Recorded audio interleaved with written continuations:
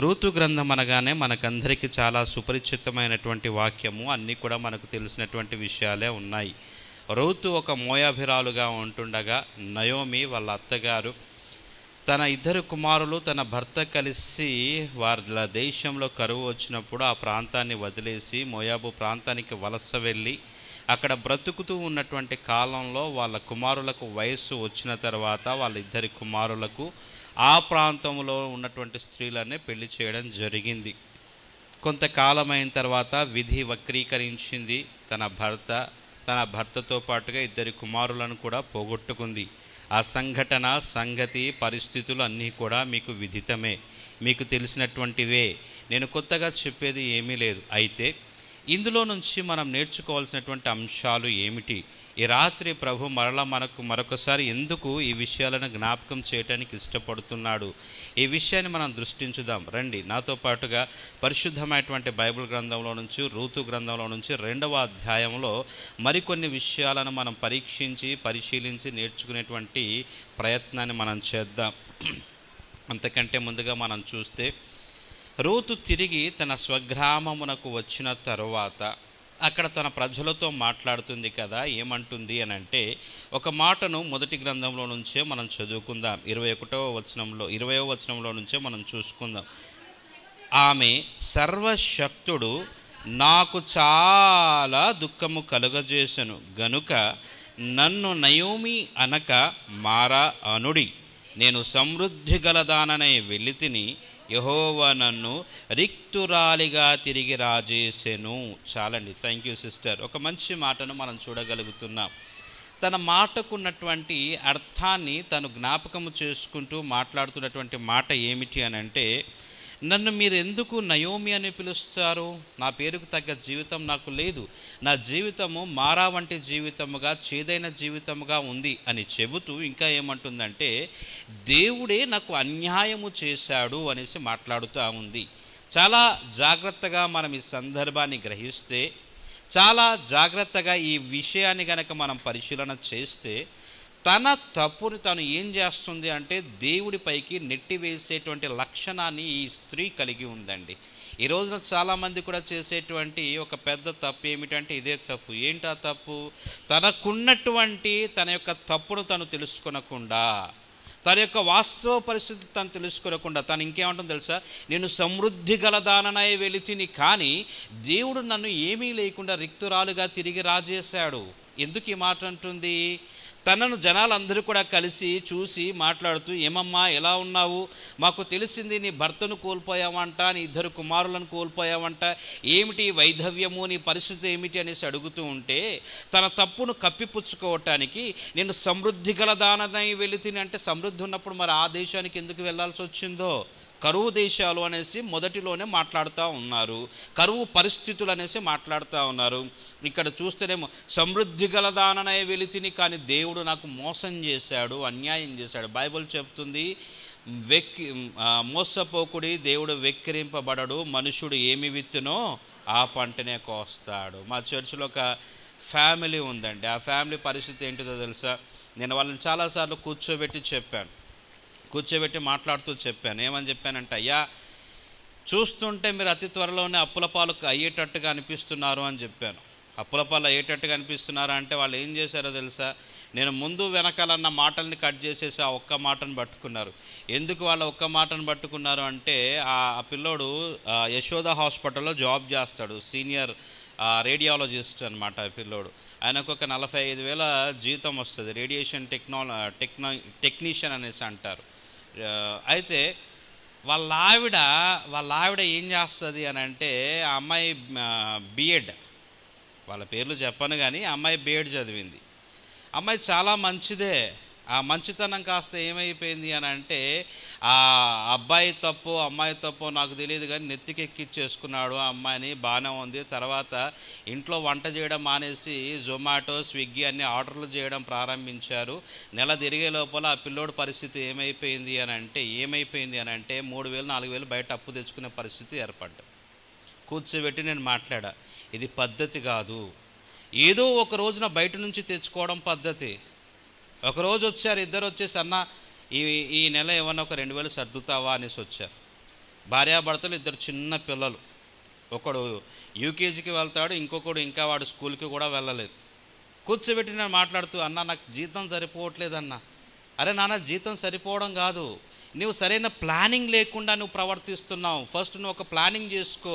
నీకు వచ్చే జీతం ఎంత, నువ్వు ఖర్చు పెట్టాల్సింది ఎంత, కూర్చోబెట్టి మాట్లాడి ఇద్దరికి కూడా చక్కగా కొన్ని విషయాలు నేను ఎక్స్ప్లెయిన్ చేసిన తర్వాత ఆ తర్వాతి నెలలోనే 15,000 రూపాయల సేవింగ్ వచ్చిందండి వాళ్ళకి. 45,000 వచ్చినప్పుడు 3,000 4,000 అప్పులయ్యేటువంటి పర్సన్ కూర్చోబెట్టి మాట్లాడిన తర్వాత 15,000 సేవింగ్. మనం చేసుకున్న తప్పుల్ని ఇతరుల మీదకి తోసివేయడము మనుషులకు ఉన్నటువంటి లక్షణం. అలా తోసివేయడానికంటే ముందు మనం చేయాల్సినటువంటి పని ఏమిటంటే, నేను చేసేటువంటి తప్పు ఏదైనా దీంట్లో ఉన్నదా, నేను సరి చేసుకోవాల్సిన విషయం ఏదైనా ఉందా, ఫస్ట్ ఇది గ్రహించాలి.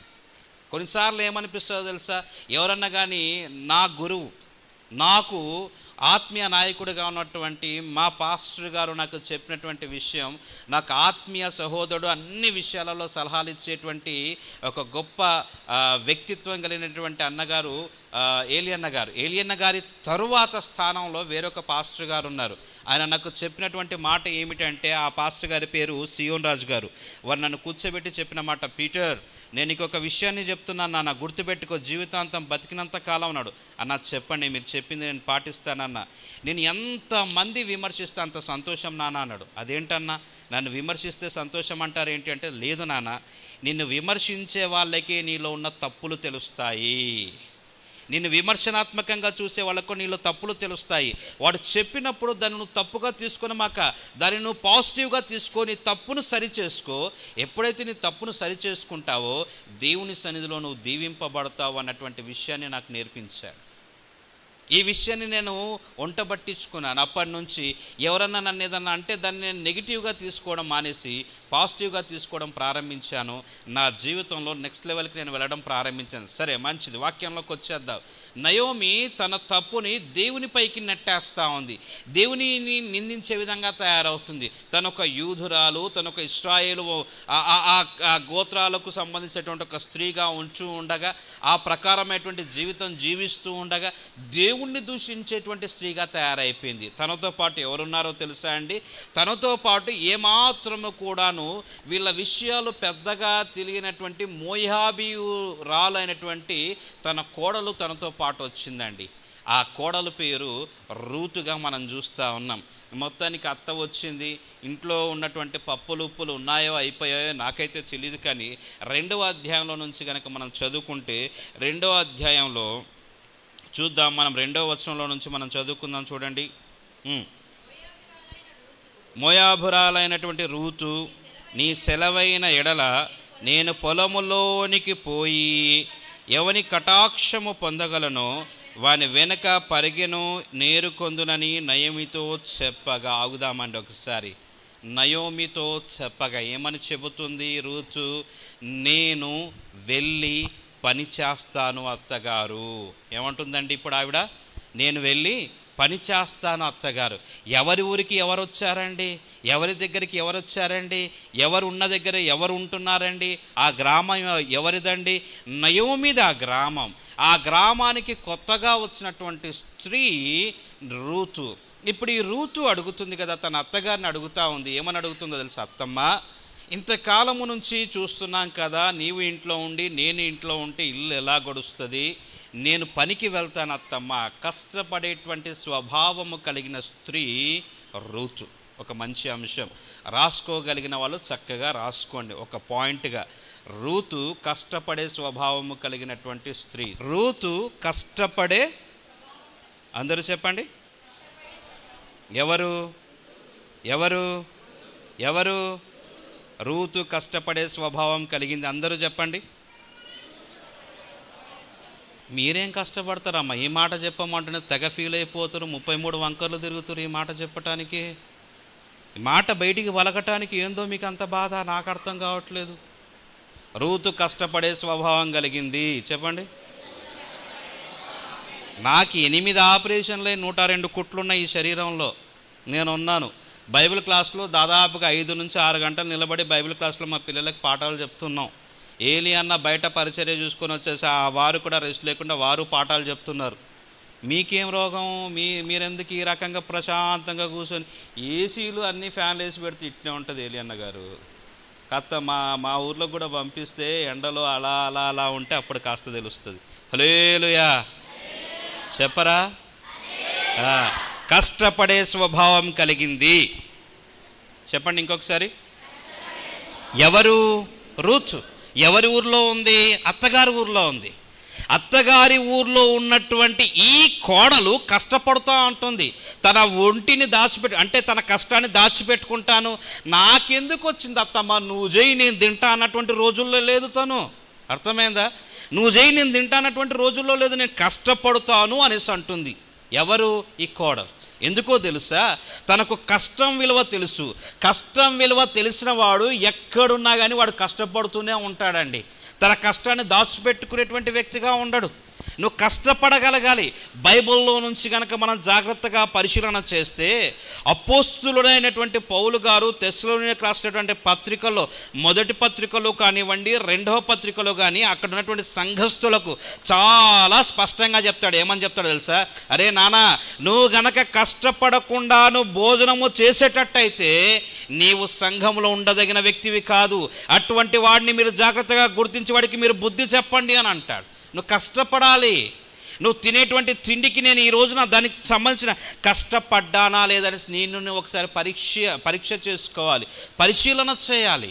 ఈరోజు నేను కష్టపడి ₹1 దాచిపెడితే ఆ కష్టపడి దాచిపెట్టిన రూపాయి నా కష్టకాలంలో నన్ను ఆదుకుంటుంది, నాకు సహాయం చేస్తుంది. అంతే కదండి. ఉన్న రూపాయిని ఖర్చు పెట్టుకోమని కాదు కదండి. అంటే మనం కష్టపడాలి కదండి. ఈరోజు చదువుకునే పిల్లలు ఈరోజు కష్టపడి మీరు చెప్పిన పాఠాన్ని ఈరోజు చదువుకుంటే మీకు ఎగ్జామ్స్లో అది ఈజీ అవుతుందా అవ్వదా? కష్టపడడం అన్నది క్రైస్తవులకు దేవుడిచ్చినటువంటి గొప్ప వరం. ఇస్సాకు ఆ దేశమందున్న వాడై విత్తనము వేసి 100 ఫలము పొందెను. ప్రభువా, నేను పడుకుంటా, దుప్పటి కప్పుకొని పడుకుంటా, తెల్లారే వరకు ఈ బీరవా మొత్తం నింపేనాయనా, మా యొక్క గోడౌన్ మొత్తం బియ్యం బస్తాలతో నింపేనాయనా, ఏ చీమల్ని పంపిస్తావో, ఏ కుక్కల్ని పంపిస్తావో, ఏ రాక్షసులు వచ్చి మా ఇంట్లో వేసిపోతారని ప్రార్థన చేయాలా? అలా చేయాలా? నువ్వు కష్టపడు, నీ కష్టాన్ని ప్రభు ఆశీర్వాదకరంగా మారుస్తాడు. కష్టపడే వాళ్ళే దేవునికి ఇష్టం. ఉన్న పాటన తెల్లారే లేసే వరకే దేవుడు ఈ సేవకుని తీసుకుని వచ్చి ఈ రకంగా చేయలేదు. బూత్ బంగ్లాలు ఎన్ని కష్టాలు పడ్డాడో మీకు తెలుసు. మీలో చాలామంది దానికి సాక్షులుగా ఉన్నారు. ఇన్ని కష్టాలు పడితే ఈ స్థాయికి వచ్చాడో అది మర్చిపోయి ఏలి అన్నరా అనేసి ఈరోజు మాట్లాడతాడు. ఆ రోజు పడ్డ కష్టాలను ఎవరికి కనపడవు. నువ్వు కష్టపడు, నీ కష్టాన్ని ప్రభు ఆశీర్వాదకరంగా మారుస్తాడు. హల్లెలూయా చెప్పండి అందరూ. నేను కష్టపడతాను. ఈ మాటనే ఇంత కష్టంగా చెప్తే మీరేం కష్టపడతారు? చెప్పండి. ఎవరు చెప్పారో తెలుసా? కష్టపడే లక్షణం లేనోడు చెప్పాడు. ఇంకోటి తెలుసా? కష్టపడము బైబిల్లో నుంచి మనం జాగ్రత్తగా చూస్తే దేవుడే కష్టపడ్డాడండి. దేవుడు పని చేసెను అనేసి ఉంటుంది. పని చేయడం అంటే కష్టపడ్డం. యూత్ ఏం కష్టపడతారో తెలుసా? ఆ యూట్యూబ్లు, ఆ ముఖం పుస్తకాలు చూడడం, అవే మీరు పడే కష్టాలు. పరిచర్య గురించి ఏం కష్టపడుతున్నారా మీరు? రాత్రి కొంతమంది పిల్లలు నేను చూశాను, ఈ అమావాస్య ప్రార్థనలకు సంబంధించి పోస్టులు అతికేయడానికి నైట్ 2:30, 3, 4కు వచ్చారు. ఆ వర్క్ అంతా కూడా కంప్లీట్ చేసుకుని. అలాంటి వాళ్ళని ఖచ్చితంగా ప్రభు దీవిస్తాడు. వాక్యంలో నుంచి కనుక చూసుకుంటే ఏ ఒక్కరు కూడా, మా చర్చ్లో నేను నేర్పించాను, మా చర్చ్లో ఉన్నటువంటి వాళ్లకు, ఇంట్లో ఉన్నటువంటి ఆడవాళ్ళు కూడాను ఏదో ఒక పని చేయాలి. మనం గతం రోజుల్లాగా ఒక్కళ్ళు సంపాదిస్తే సరిపోయి ప్రశాంతంగా కూర్చొని తినే రోజుల్లో లేము. మనం ఇద్దరూ కష్టపడాలి. నేను మా ఆవిడ ఇద్దరం కూడాను. మా ఆవిడ ఒక సంఘాన్ని చూసుకుంటుంది, నేను ఇంకొక సంఘాన్ని చూసుకుంటాను. నువ్వు ఈ సంఘంలో జరిగే ప్రతి ప్రార్థన నువ్వు అటెండ్ అవ్వు, ప్రతి ప్రార్థన నువ్వు చూసుకో. అక్కడ ఏదన్నా ప్రార్థన ఉంటే అది నేను చూసుకుంటాను. ఇంపార్టెంట్ ప్రార్థనకి నేను వస్తాను, నువ్వు అక్కడికి రావాలి. ఇద్దరి మధ్యలో అండర్స్టాండింగ్. కష్టపడాలి. కష్టపడితేనే రేపటి రోజున ఒక మంచి స్థితిలోకి మనం వస్తాము. కష్టపడితేనే మనను నమ్ముకున్నటువంటి, మనపైన ఆధారపడ్డటువంటి వాళ్ళకు కూడా ఒక దారిని చూపించిన వాళ్ళం అవుతాం. హల్లెలూయా. రూతు ఎవరి గురించి కష్టపడుతూ ఉంటుందండి? తన గురించా? తన అత్తగారి గురించి కూడా కష్టపడుతూ ఉంటుంది. హల్లెలూయా. ఇకపోతే రెండవ అంశంగా మనం చూసుకుందాం. చూడండి, దాన్ని అలా మనం కంటిన్యూగా చదువుకుని వద్దాం. చూడండి, 5వ వచనం నుంచి చూద్దాం. అప్పుడు బోయాజు కోయువారి మీద ఉంచబడిన తన పనివాణిని చూచి ఈ చిన్నది ఎవరని అడగగా, కోయువారి మీద ఉంచబడిన ఆ పనివాడు, ఈమె మోయాబు దేశము నుండి నయోమితో కూడా తిరిగి వచ్చిన మోయాబురాలైన యవ్వనురాలు. ఈమె చేను కోయువారి వెనుకకు పనుల మధ్యను ఏరుకొని కూర్చుకొనుటకు దయచేసి నాకు సెలవిమ్మని అడిగెను. రెండవది, ఈ స్త్రీ రూతు ఒక పద్ధతి కలిగినటువంటి స్త్రీగా ఉంది, మర్యాద తెలిసినటువంటి స్త్రీగా ఉందండి. ఎలా ఉందండి? ఒక పద్ధతి కలిగిన స్త్రీగా కదా. వెళ్ళి తన ఇష్టానుసారంగా పరిగే కదా ఏరుకోవడం అనేసి తనకు నచ్చింది తను చేయట్లేదు. లేవికాండం 19:9-10 ప్రకారంగా పరిగను పేదవారికి వదిలిపెట్టమని దేవుడు చాలా స్పష్టంగా చెప్పాడు. ద్వితీయోపదేశ కాండంలో కూడా మనం ఆ విషయాన్ని చూసుకోగలం. 24:19-22 వరకు మనం చూసుకుంటాం. అయితే గమనించండి ప్రియ దేవుని బిడ్డలారా, ఇక్కడ మనం చూసేటువంటి అంశం ఏమిటంటే, తను వెళ్ళి తనకు నచ్చినట్టుగా తను చేయకుండా పరిగె వేరుకుంటాను అనేసి, అంటే పరిగె అంటే మీకు అందరికీ కూడా తెలిసే ఉంటుంది. అక్కడ ఉన్నటువంటి ఆ పని వాళ్ళ మీద ఉన్నటువంటి సూపర్వైజర్తో అడుగుతా ఉంది, అయ్యా దయచేసి నాకు పర్మిషన్ ఇవ్వండి, దయచేసి నాకు అవకాశం ఇస్తే నేను పరిగె వేరుకుంటాను అనేసి పర్మిషన్ తీసుకొని పద్ధతి కలిగిన స్త్రీగా మనం ఈ రూతును చూస్తూ ఉంటున్నామండి. ఎలా చూస్తున్నామండి? పద్ధతి కలిగిన స్త్రీగా. పద్ధతి కలిగి మనం ఉంటే, పద్ధతిగా మనం ప్రవర్తిస్తే, పద్ధతిగా మనం ఉంటే గొడవలు అనేటివి మన జీవితాల్లో రావండి. సర్దుబాటు వ్యక్తిత్వాన్ని మనం అలవర్చుకుంటాం. ఎందుకు వస్తాయి గొడవలు? ఎందుకు వస్తాయి గందరగోళాలు? ఎందుకు జరుగుతాయి కీచులాటలు? పద్ధతి అన్నది మనం మర్చిపోతాము కాబట్టి. రైట్. మూడవదిగా మనం చూసుకుందాం. తను పర్మిషన్ తీసుకుందంట. మూడవదిగా మనం కనుక చూసుకుంటే 10వ వచనంలోకి రండి ఒకసారి. ఒక్క నిమిషం. 7వ వచనం నుంచి కంటిన్యూగా 8 నుంచి కంటిన్యూ చదువుకుంటూ వద్దాం. అప్పుడు బోయాజు రూతుతో, నా కుమారి, నా మాట వినుము, వేరొక పొలంలో ఏరుకొనుటకు పోవద్దు, దీనిని విడిచి పోవద్దు,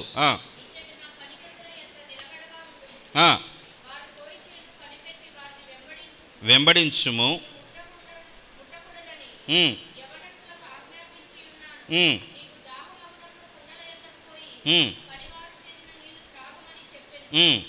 అందుకు ఆమె సాగిలపడి తల వంచుకొని, ఏమి తెలిసి పరదేశినైన నా యందు లక్ష్యం ఉంచినట్లు నీకు కటాక్షము కలిగెనో అని చెప్పగా, బోయాజు, నీ పెనిమిటి మరణమైన తరువాత నీవు నీ అత్తకు చేసినదంతయు నాకు తెలియబడెను. నీవు నీ తల్లిదండ్రులను, నీ జన్మభూమిని విడచి ఇంతకు ముందు నీవు ఎరుగని జనమునొద్దకు వచ్చితివి. ఏంటిదో తెలుసా బోయాజు చెప్పేటువంటి మాట? బోయాజు ఏం జ్ఞాపకం చేస్తున్నాడో తెలుసా? ఆవిడ సాక్ష్యమును జ్ఞాపకము చేస్తున్నాడండి. హల్లెలూయా. ఏం జ్ఞాపకం చేస్తున్నాడు? సాక్ష్యాన్ని. బోయాజు రూతు యొక్క సాక్ష్యాన్ని చూపిస్తూ ఉన్నాడు. నీవు నీ అత్తకు చేసినదంతయు నాకు తెలిసి ఉన్నది, నాకు తెలిసింది, నాకు అర్థమైంది. ఈ స్త్రీని అతను ఇంతకుముందు చూసినట్టుగా మనకు అనిపించట్లేదు.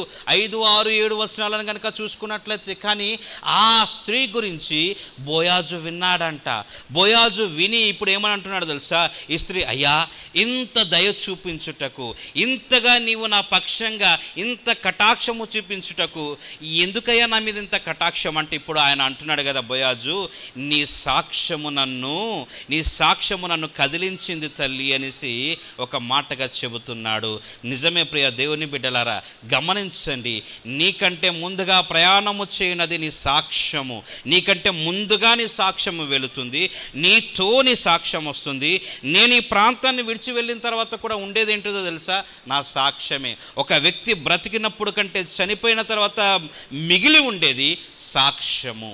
నీ సాక్ష్యం ఏ ప్రకారంగా ఉంటుంది? నీ గురించిన సాక్ష్యం ఏ ప్రకారంగా ఉంటుంది?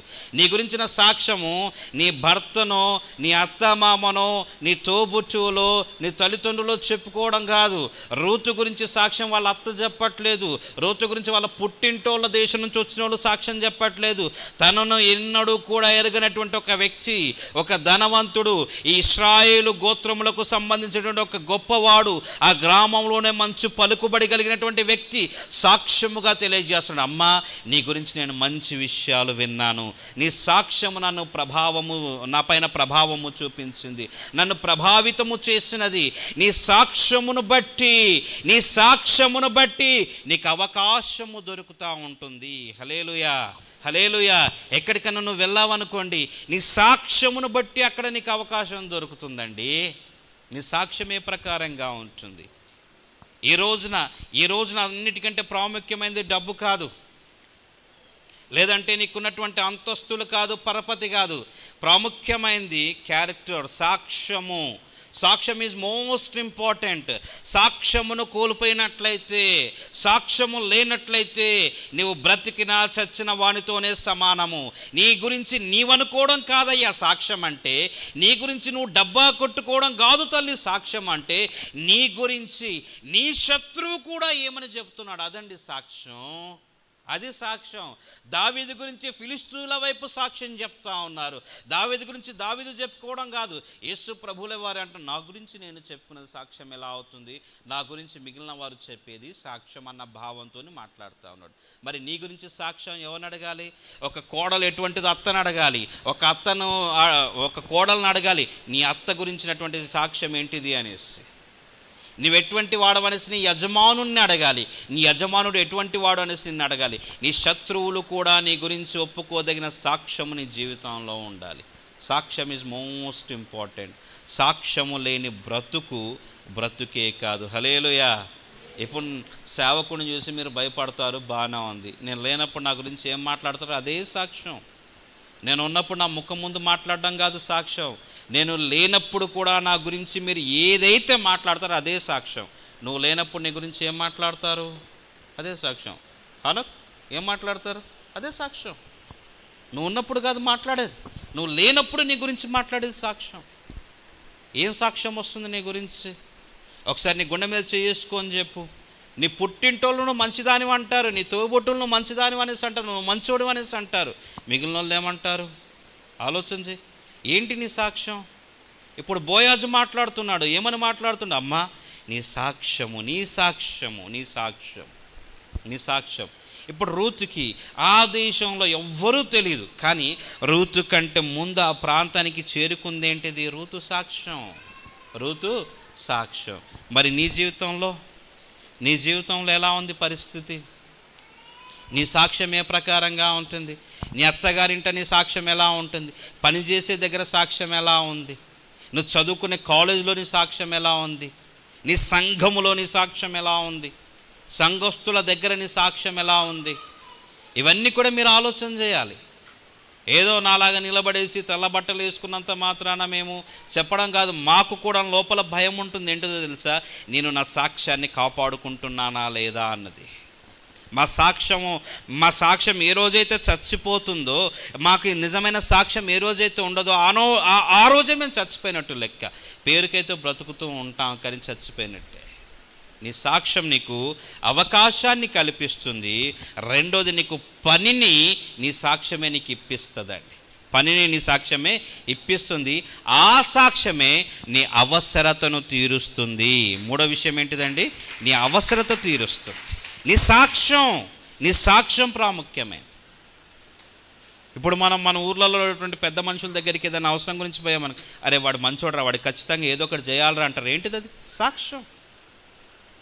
ఇన్ని రోజుల నుంచి నేను ఇన్ని మాటలన్నా వాడు ప్రశాంతంగా ఉన్నాడురా, సాక్ష్యం.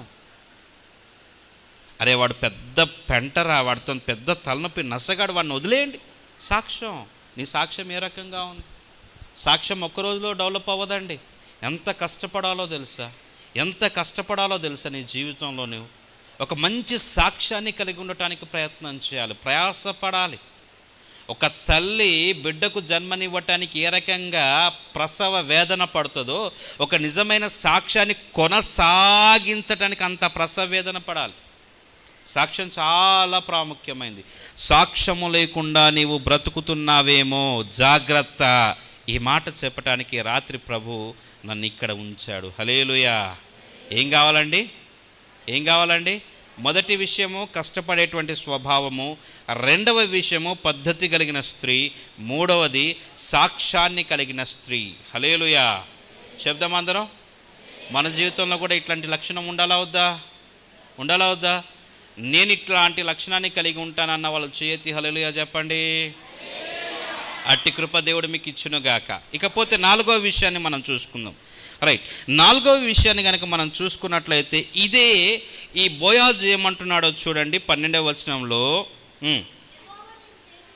యెహోవా నీవు చేసిన దానికి ప్రతిఫలమిచ్చును, ఇశ్రాయేలీయుల దేవుడైన యెహోవా రెక్కల కింద సురక్షితంగా ఉండునట్లు నీవు వచ్చితివి, ఆయన నీకు సంపూర్ణమైన బహుమానం ఇచ్చునని ఉత్తరం ఇచ్చాను. హల్లెలూయా.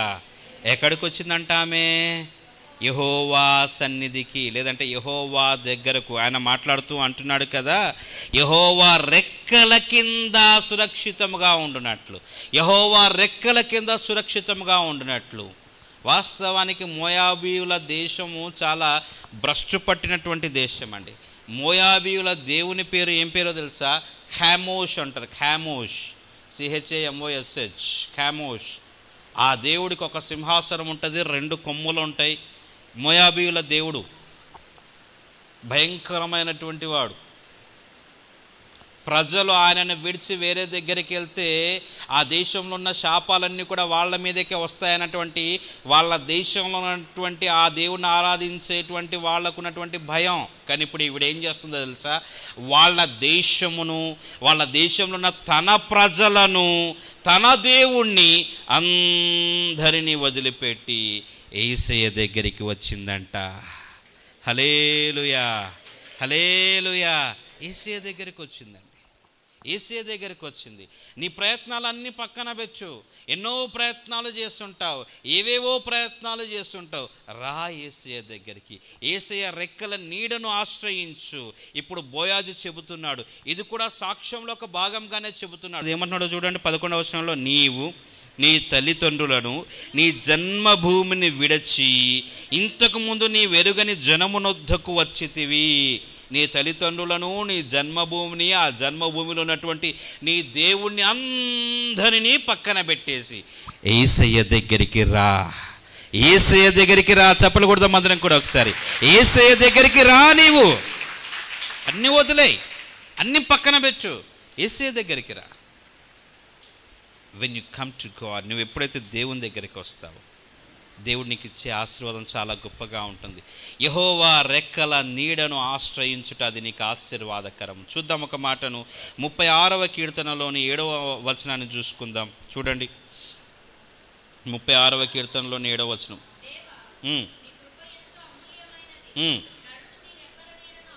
నరులు నీ రెక్కల నీడను ఆశ్రయించుచున్నారు. ఇంకొక మాట 57వ కీర్తన 1వ వచనం.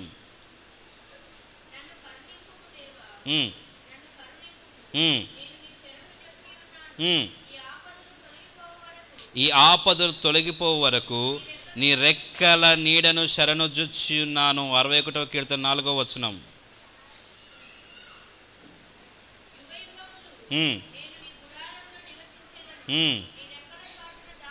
నీ రెక్కల చాటున దాగుకొందును. చూసారా ఈ రకంగా. 91వ కీర్తన 4వ వచనం. ఆయన తన రెక్కలతో నిన్ను కప్పును, ఆయన రెక్కల కింద నీకు ఆశ్రయము కలుగును. యెహోవా రెక్కలు, ఇది ఒక అలంకారప్రాయంగా వ్రాయబడినటువంటి మాట. మెటాఫోరికల్ వర్డింగ్ అనేసి అంటారు. రచనా శైలి అలంకారప్రాయంగా వ్రాయబడ్డది.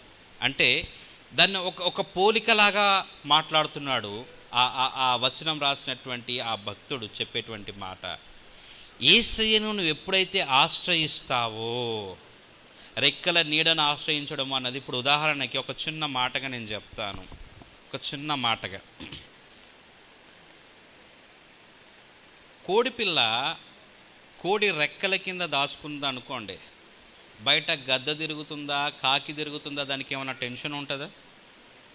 మా హైదరాబాదులో పక్కన ఉన్నటువంటి గ్రామాల్లో ఉన్న కోళ్ళకైతే ఉండవు. మీ మార్కాపూర్లో కోళ్ళకు ఉంటేమో నాకు తెలియదు. ఎందుకంటే మీరు ఎవరేమో ఆన్సర్ చెప్పట్లేదు కదా, నాకు భయం అవుతుంది నేను చెప్పేది కరెక్టో కాదో అనేసి. జానపాలు కరెక్టా తప్ప చెప్పబోయే మాటతోనే నువ్వు మాట్లాడితే ముత్యాలు పడితే మళ్ళీ ఏరి నీకే ఇస్తాను ఆయన. మాట్లాడు ముందైతే. హల్లెలూయా చెప్దాం అందరం. ఆ రెక్కల కింద దాచుకుంటే బయట ఏముందో దానికి అవసరం ఉండదు. దానికి కావాల్సిన అన్నీ సమకూర్చున్నటువంటి బాధ్యత తల్లి కోడి పైన ఉంటుంది. యెహోవా రెక్కల నిన్ను ఆశ్రయించడం అంటే నా బాధ్యత, నా బరువు, నా సమస్తము కూడా నేను దేవుని పైన వేసేసాను అని అర్థం. హల్లెలూయా. ఎప్పుడైతే నీ బాధ్యత, నీ బరువు, నీకున్న సమస్తాన్ని కూడా దేవుడి చేతికి అప్పజెపుతావో నిశ్చింతగా నీవు ఉండొచ్చు. హల్లెలూయా. చక్కని మాట కదా. యెహోవా రెక్కల నీడను ఆశ్రయించుట. నేను యేసయ్య రెక్కల నీడను ఆశ్రయిస్తాను. మరొకసారి చెప్పండి. మొదటి మాట చెప్పండి, నేను కష్టపడతాను. చెప్పరా? రెండవది వ్యవహరిస్తాను. చెప్పరా? మూడవది సాక్ష్యం. తర్వాత కూడా చెప్పు నాన్న. సాక్ష్యం అని మింగేస్తావు, బయటికి రాదా? నీకు లేదు కదా, అందుకే నువ్వు చెప్పట్లేదు, నాకు అర్థమైంది. సాక్ష్యం కలిగి ఉంటాను. నాలుగవది యేసయ్య రెక్కల నీడను. రైట్, చివరిగా మనం చూసుకుందాం. ఒక చిన్న మాట చెప్పేసి చివరి మాట చెప్పేసి క్లోజ్ చేస్తాం. మోయాబు స్త్రీలను వాళ్ళ దగ్గరికి చేర్చుకోవడం, ఈవెన్ వాళ్ళ దరిదాపుల్లో కూడాను ఇశ్రాయేలీయులు రానివ్వరు. కానీ ఈ మోయాబిరాల్ని బోయాజు ఏం చేస్తున్నాడో తెలుసా? అమ్మ, నీకు దప్పికైతే నా పని వాళ్ళు వచ్చి ఆ మూల ఉన్నటువంటి కుండలో నీళ్లు తాగుతారు కదా, నీవు కూడా వాళ్ళతో కలిసి తాగు అంటున్నాడు. వాస్తవానికి వాళ్ళని ఎలా చేయరండి, పొర్రపాట్ను కూడా దగ్గరికి రానివ్వరు. 10 తరాల వరకు కూడా వాళ్ళు రావటానికి వాళ్ళకు వీలు లేదు. చాలా కఠినమైనటువంటి నియమాలను దేవుడు పెట్టాడు వాళ్ళకి. కానీ ఆవిడ సాక్ష్యము మళ్ళా ఇతన్ని ఆ మాట చెప్పే విధంగా ప్రేరేపిస్తూ ఉంది. వాళ్ళతో కలిసి నువ్వు నీళ్లు తాగు. తర్వాత ఏమన్నాడో తెలుసా? కొంచెం కిందకు వస్తే మనం 14వ వచనం. బోయాజు భోజన కాలమున నీవిక్కడికి వచ్చి భోజనము చేసి చిరకలో నీ ముక్క ముంచి తినుమని ఆమెతో చెప్పగా చేను కోయివారి యొద్ద ఆమె కూర్చుండెను. ఆమెకు భోజనం ఉందో లేదో కూడా తెలియదు పరిస్థితి.